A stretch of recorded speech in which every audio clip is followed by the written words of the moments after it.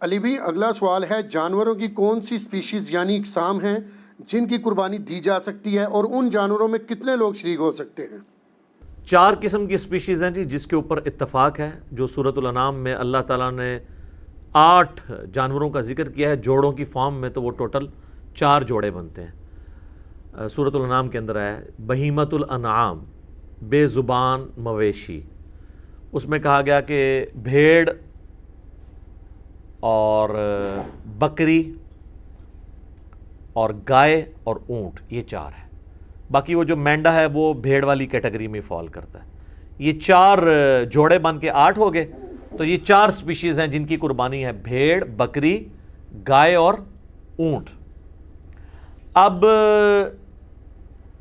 اس میں یہ بھی کوئی تفریق نہیں ہے کہ میل ہے یا فیمیل، اس میں پریفر یہ ہے کہ دودھ دینے والی جانور کو نہ ذبح کیا جائے، دوسرے کو ہی کیا جائے، لیکن فیمیل کی بھی قربانی لگ جاتی ہے۔ تو یہ 4 اقسام ہیں، اور اس میں سے بھیڑ اور بکری جو ہے وہ ایک ایک بندے کی طرف سے یا ایک ایک خاندان کی طرف سے ہوگی۔ رہا اونٹ اور گائے، اس کے اندر 7 لوگ شریک ہو سکتے ہیں، پریفریبلی یہی ہے۔ صحیح مسلم میں حدیث ہے، صلح حدیبیہ کے موقع پر نبی علیہ السلام نے جو عمرے کے لیے گئے ہوئے تھے، تو عمرے کے لیے بھی آپ حدیثات لے کے جا سکتے ہیں، تو 7 لوگوں کو گائے اور اونٹ میں شریک کیا۔ جامع ترمذی میں ایک حدیث ہے کہ 10 لوگوں کو حج کے علاوہ قربانی کے موقع پہ کیا گیا۔ بعض لوگ اس حدیث کی صحت کے اوپر بھی گفتگو کرتے ہیں، حسن درجے کی روایت ہے، باقی احتیاط اسی میں ہی ہے کہ 7 حصے والی بات ہی پریفریبل ہے۔ شیعہ کے ہاں بھی جو اونٹ اور گائے ہے اس میں 7 حصے ہیں، مسلم شریف میں بھی 7 حصوں کا ذکر ہے، 10 بھی جواز کی تک موجود ہیں، اور یہ 7 حصے زیادہ سے زیادہ ہیں، 5 بھی رکھ سکتے ہیں، 5 بندے مل کے بھی ایک بیل لے سکتے ہیں۔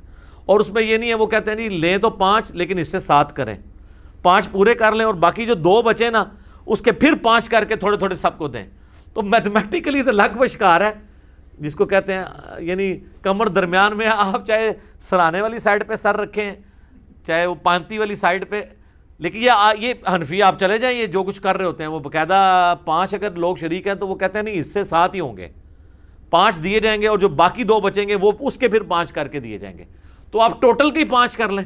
اور اس میں بعض لوگ ہوشیار بننے کی کوشش کرتے ہیں کہ تھوڑا سا کوئی امیر آدمی ہے نا تو وہ اچھا گوشت اپنی طرف لے جاتا ہے، یہ نہیں ہونا چاہیے، وہ ایکولی گوشت ڈیوائیڈ ہوگا، یہ نہیں ہے کہ ایک صرف گول بوٹی لے جائے گا، دوسرا صرف ہڈیاں لے کے چلا جائے گا، تیسرا صرف چربی اس کو دے دی جائے گی، نہیں، برابر ڈیوائیڈ، اور یہ یعنی انتظامیہ کی ذمہ داری ہے۔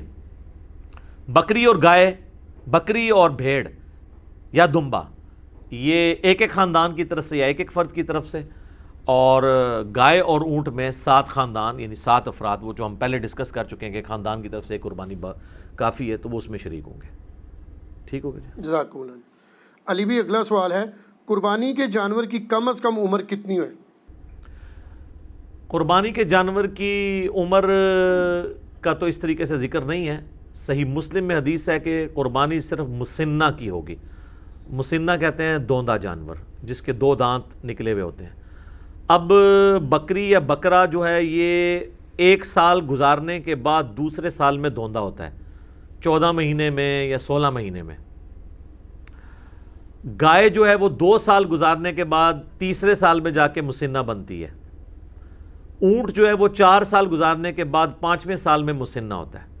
اس میں نشانی یہ ہوتی ہے کہ آپ اگر اس کا منہ کھولیں نا تو سینٹر میں 2 بڑے دانت آپ کو اوپر نکلے ہوئے نظر آتے ہیں۔ اب جن لوگوں کو عموماً پہچان نہیں ہے نا تو وہ تو اگر کوئی موٹا تازہ کھیرا بکرا بھی ہو یعنی جو دوندا نہیں ہے، اس کے سائڈ والے دانت اگر توڑ دیے جائیں، سینٹر میں 2 دانت رکھے جائیں تو اس کو دوندا کر کے کوئی بیچ دے، لادہ بات ہے۔ وہ تو سائز ہی بہت بڑا فرق ہوتا ہے، جو عام جو سال والا جو بکرا ہے یا جو دوندا نہیں ہوا ہوا اس کے تو چھوٹے چھوٹے دانت ہوتے ہیں، یہ تو 2 بڑے دانت نکلتے ہیں نیچے کی سائڈ پہ، وہ آپ یوں کر کے دیکھ سکتے ہیں۔ تو کم از کم مسنہ ہونا چاہیے، اور پریفریبل بھی یہی ہے۔ بعض اوقات 4 سال کا بھی ہوتا ہے تو 4 اس کو چوگا کہہ دیتے ہیں، 4 دانت نکلے ہوئے ہیں، وہ پریفریبلی نہ ہو، اس کا گوشت اتنا اچھا ہوتا ہے۔ بہترین جانور جو ہے وہ دوندا جانور ہے جس کے 2 دانت نکلے ہوئے ہوں، یہ اس کی عمر ہونی چاہیے۔ باقی جو کہتے ہیں نا جی یہ پکا کھیر ہے، وہ ہے حدیث مسلم شریف میں، اسی میں آگے الفاظ ہیں کہ مسنہ کی قربانی کرو، اور اگر تمہیں جانور نہ ملے تو جزع 1 سال کا بھی کفایت کرے گا۔ جزع کہتے ہیں بھیڑ یا دمبا جو 1 سال کا ہو. اور امام ترمذی بھی اس حدیث کو لے کے ہیں اور نیچے انہوں نے کمنٹس کیے ہیں کہ اس میں بکری یا بکرا شامل نہیں ہے, صرف بھیڑ اور دمبے کے لیے ہے کہ وہ 1 سال کا بھی چل جائے گا, وہ بھی اس صورت میں اگر کسی کو مسنہ دوندا جانور نہ ملے, کیونکہ جزا کا لفظ مینڈے کے اوپر, بھیڑ کے اوپر, دمبے کے اوپر بولا جاتا ہے, بکرے کے اوپر, بکری کے اوپر نہیں بولا جاتا, نہ گائے کے اوپر, چاہے وہ جتنی مرضی کو موٹی تازی گائے ہے یا کوئی بیل ہے اور وہ نہیں ہے دوندی تو یا دوندا, تو آپ اس کی قربانی نہیں کر سکتے. نشانی اس کے دانتوں کا چیک کرنا ہے. سال عمر کہتے ہیں جی پکا سال کا ہے, یار ہمیں پتہ ہے سال کا ہے, سال کے بعد تو کوئی بکرا جو ہے نا وہ دوندا ہوتا ہے. عموماً تو یہ 14ویں 13ویں 14ویں مہینے میں جا کے, بعض 15ویں مہینے میں جا کے اس کے 2 دانت نکلتے ہیں. یہ سال والا کانسیپٹ ہی غلط ہے. سال میں تو دوندا ہوتا ہی نہیں ہے جانور. سال کا کانسیپٹ اس حدیث میں جزع کے لیے تھا, جزع, جیم ذال عین اور اینڈ پہ ہا آپ کہہ لیں یا تا کہہ لیں, اور وہ ہے بھیڑ, دمبا اور مینڈا. بکری, گائے, اونٹ اس میں شامل نہیں. ٹھیک ہو گیا جی, جزاک اللہ. علی بھائی اگلا سوال ہے, کیا اونٹ اور گائے میں 10 لوگ بھی شریک ہو سکتے ہیں؟ پریفریبل تو یہی ہے کہ 7 لوگ شریک ہوں. اس پہ میں نے کافی تحقیق کی ہے. اہل تشیع کے ہاں بھی 7 ملتا ہے, ہمارے ہاں بھی اہل سنت میں صحیح مسلم میں حدیث ہے, صلح حدیبیہ کے موقع پر نبی علیہ السلام نے گائے اور اونٹ میں 7 لوگوں کو شریک کیا. البتہ ترمذی میں ایک روایت ہے کہ عید قربان کے اوپر 10 کو شریک کیا. بعض محدثین کہتے ہیں کہ عید قربان پہ 10 شریک ہو سکتے ہیں, لیکن حج کی قربانی میں 7 سے زیادہ لوگ شریک نہ ہوں. تو بہتر یہ ہے کہ اس کو 7 تک ہی رکھیں, 7 والا قول ہی زیادہ مضبوط ہے. 10 بھی کو کر لیتا ہے اس کے اوپر فتویٰ نہیں لگاتے, اور یہ زیادہ سے زیادہ ہے 7 حصے. 5 بھی ہو سکتے ہیں, 3 بھی ہو سکتا ہے, ایک بندہ بھی ایک گائے دے سکتا ہے, زیادہ سے زیادہ 7 ہے. ٹھیک ہو گیا, صحیح. علی بھی اگلا سوال ہے, کیا 2 بھائی مل کر ایک بکرا قربان کر سکتے ہیں؟ 2 بھائی مل کے ایک بکرا نہیں قربان کر سکتے, کیونکہ 2 خاندان الگ ہے نا. 2 بھائی مل کے ایک بیل تو دے سکتے ہیں کہ اس میں 2 حصے رکھ لیں. 7 تو زیادہ سے زیادہ ہے نا, 2 بھی رکھ سکتے ہیں, آدھا اس کا آدھا میرا. لیکن بکری میں 2 نہیں نہ شریک ہو سکتے, کیونکہ ایک پوری جان آپ نے ایک خاندان کی طرف سے دینی ہے بکرے کی کیس میں, کیونکہ اس میں تو حصہ ہی ایک ہوتا ہے. تو 2 بھائی مل کے ایک بکرا نہ دیں, بلکہ وہ بکرا خریدنے کی بجائے وہ بکرے کے رقم آدھی کر لیں, تو 2 بھائی جو ہے وہ کسی تیسرے بندے کے بیل میں 2 حصے ڈال سکتے ہیں, اپنا اپنا حصہ ڈال دیں. تو اس طرح کر لیں, بکرے میں 2 بھائی شریک نہیں ہو سکتے. ٹھیک ہو گیا, جزاک اللہ. علی بھائی اگلا سوال ہے, کیا بھینس یا بھینسے کی قربانی دینا بھی جائز ہے؟ اچھا, بھینس کے بارے میں اکثر پوچھ رہے ہوتے ہیں نا, وہ لوگ پوچھ رہے ہیں کہ انہوں نے خود بھی کبھی بھینس کی قربانی نہیں دی ہوتی.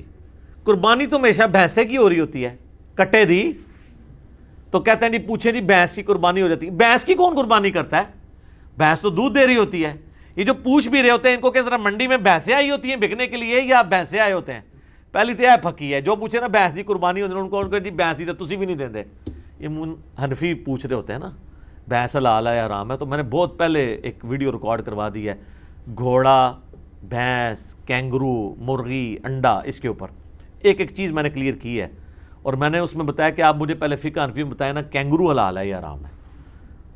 تو امام حنیفہ نے تو کینگرو دیکھا ہی نہیں, ان کو تو پتہ ہی نہیں تھا.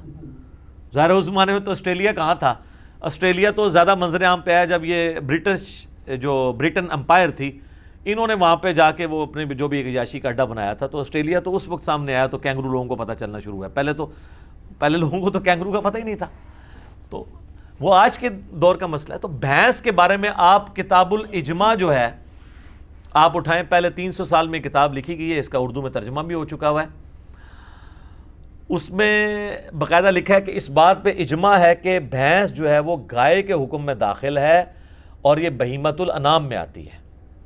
تو ہمیں جو لغت کے لوگ ہیں یہ بتاتے ہیں کہ گائے اور بھینس ایک کیٹیگری میں فال کرتے ہیں. اگرچہ یہ اسپیشیز ڈیفرنٹ ہیں, لیکن اگر آپ اسے دقت نظر سے دیکھیں تو یہ ایک ہی جانور کی 2 اسپیشیز ہیں. عرب کے اندر گائے پائی جاتی ہے, ہمارے یہاں پہ بھینس پائی جاتی ہے. اچھا, بھینسیں صرف ہمارے علاقے, آپ مصر میں چلے جائیں وہاں پہ بھی بھینسیں بہت ہیں. تو بھینس جو ہے وہ گائے کے حکم میں داخل ہے, اور بھینس کی قربانی کا مسئلہ تو پھر حل ہو گیا. ویسے تو اس میں حنفی تو قائل ہیں بھینسے کی قربانی کے. اہل حدیث میں 2 گروہ ہیں, کچھ کہتے ہیں کر لیں، کچھ کہتے ہیں نہ کریں، اس لیے کہ یہ ان 4 بہیمت الانعام میں نہیں آتے جس کا ذکر سورۃ الانعام میں آیا ہے، بکری، بھیڑ اور گائے اور اونٹ۔ چونکہ گائے کا ذکر آیا تو گائے کی سپیشیز میں یہ چیز داخل ہے، بھینس، جاموس اسے کہا جاتا ہے عربی میں، البقرہ اس کے لیے، یہ جاموس ہے، تو جاموس اسی کیٹیگری میں فال کرتی ہے۔ لہذا میرا بھی یہی خیال ہے کہ بھینس کی قربانی بغیر کسی کراہت کے، یا بھینسے کی قربانی کہنا چاہیے، وہ گائے اور بیل کی قربانی کی کیٹیگری میں فال کرے گی، اور اس میں کوئی حرج نہیں ہے۔ باقی جس کو کوئی زیادہ تقوی کا حیض ہے وہ بچنا چاہتا ہے ضرور بچے، کسی اور کے اوپر فتویٰ نہ لگائے۔ میں جن دنوں میں یہ کہتا بھی تھا کہ بہتر ہے کہ اس کی نہ دیں، میں اس وقت بھی یہی کہتا تھا۔ 2012 میں میری ایک ویڈیو ریکارڈ ہوئی تھی قربانی کے اوپر، مسئلہ 52، اس میں نے کہا تھا کہ ہم فتویٰ کسی پہ نہیں لگاتے، اگر کوئی دینا چاہتا ہے بھینس کی قربانی ضرور کرے۔ باقی پریفریبل ہے، بعض لوگ اس میں آرگومنٹ کرتے ہیں، میں نے بھی کیا تھا کہ ہرن کو ہم بکری کی کیٹیگری میں لا کے، پھر ہرن بھی بہیمت الانعام میں آتا ہے، کیونکہ اس کے بھی وہ پتہ نہ پاؤں کے کھر کٹے ہوئے ہوتے ہیں۔ یہ بہیمت الانعام کی نشانی ہے کہ وہ 2 کھر یوں کٹا ہوا ہوتا ہے، کٹ والا پاؤں ہوتا ہے ان کے۔ تو بعض گھوڑے کا پوچھ رہے ہوتے ہیں، گھوڑا اس میں نہیں آتا کیونکہ اس کے پاؤں کٹا ہوا نہیں، ویسے گھوڑا حلال ہے، اس پہ علیحدہ سے حدیثیں موجود ہیں۔ تو کہتے ہیں پھر کل کو ہرن کی بھی وہ قربانی کرے گا۔ بھئی ہرن بہیمت الانعام میں آتا ضرور ہے، لیکن اس کیٹیگری میں جو قرآن میں 4 آئے ہیں اس میں نہیں آتا۔ قرآن کی کیٹیگری میں، گائے کی کیٹیگری میں بھینس خود بخود فال کرتی ہے، لہذا بھینس یا بھینسے کی قربانی گویا گائے کی قربانی میں شامل ہے۔ اور یہ ہر علاقے کی اپنی غذا ہے۔ ہم لوگ تو یہ سرخ گوشت سے ڈرتے ہیں نا تھوڑا سا کھاتے ہوئے، بھینس کے گوشت کو، لیکن آپ اگر کے پی میں چلے جائیں نا تو ہمارے جو پٹھان بھائی ہیں نا، وہ بھینس کا گوشت جو ہے زیادہ شوق سے کھاتے ہیں ایز کمپیئر ٹو گائے کے گوشت کے۔ تو لہٰذا بھینس کی یا بھینس کی قربانی آپ کو پوچھے، اس کو کہنا بھینس چھوڑو، بھینسا کہا کرو، کیونکہ بھینس تو دودھ دیتی ہے، وہ کس نے قربان کرنی ہے؟ کوئی بیمار ہو جائے، کوئی بالکل لاغر ہو جائے، اس طرح کی بھینس اگر قربانی کے لیے آتی ہے تو اس کی قربانی بھی نہیں لگے گی، یہ ذہن میں رکھیے گا۔ ہاں، تو بھینسے کی قربانی لگنی چاہیے جو صحیح تازہ ہو، بہترین قسم کا، تو وہ اس کا گوشت بھی اچھا ہے۔ اور ٹھیک ہے، سنت ابراہیمی میں آئے گا، بنا ہوا بچڑا جو ہے وہ حضرت ابراہیم علیہ السلام بھی لے آئے تھے، قرآن میں آتا ہے۔ ان کو بعد میں پتہ چلا کہ یہ تو فرشتے ہیں، کھاتے نہیں ہیں، پہلے تو ان کو پتہ ہی نہیں چلا۔ اس سے عقیدہ علم غیب بھی کلیئر ہوتا ہے، ٹھیک ہے۔ تو وہ ڈر گئے اپنے دل میں کہ یہ کیوں نہیں کھا رہے میرا نمک، کہیں مجھے نقصان پہنچانے تو نہیں آئے۔ تو پھر فرشتوں نے کہا نہیں، ہم انسانی شکل میں آئے، ہم ہے فرشتے ہیں، قوم لوط پہ عذاب لے کے آئے۔ تو بھینس بالکل حلال ہے جی، اور حلال بھی ہے، اس کی قربانی بھی گائے کی کیٹیگری میں فال کرتی ہے، تو بے فکر ہو کے کریں، کوئی مسئلہ نہیں ہے۔ جزاک اللہ۔ علی بھی اگلا سوال ہے، قربانی کے جانور میں کون کون سے ایسے عیوب ہیں جن کی بنا پر قربانی کرنا جائز نہیں ہوگی؟ دیکھیں، سب سے بڑا عیب تو یہ ہے کہ وہ دھوندا نہیں ہے، تو وہ قربانی نہیں ہوگی۔ جو مسلم شریف میں حدیث ہے کہ صرف مسنہ کی قربانی ہوگی، دوندے کی، اور اگر تم دوندا نہ پاؤ تو جزع 1 سال کا کفایت کرے گا۔ اور جزع کے بارے میں امام ترمذی نے ساتھ لکھ دیا اس حدیث کے کانٹیکسٹ میں، کیونکہ ترمذی میں بھی حدیث ہے، مسلم میں بھی موجود ہے، ترمذی میں بھی، کہ جزع سے مراد بھیڑ اور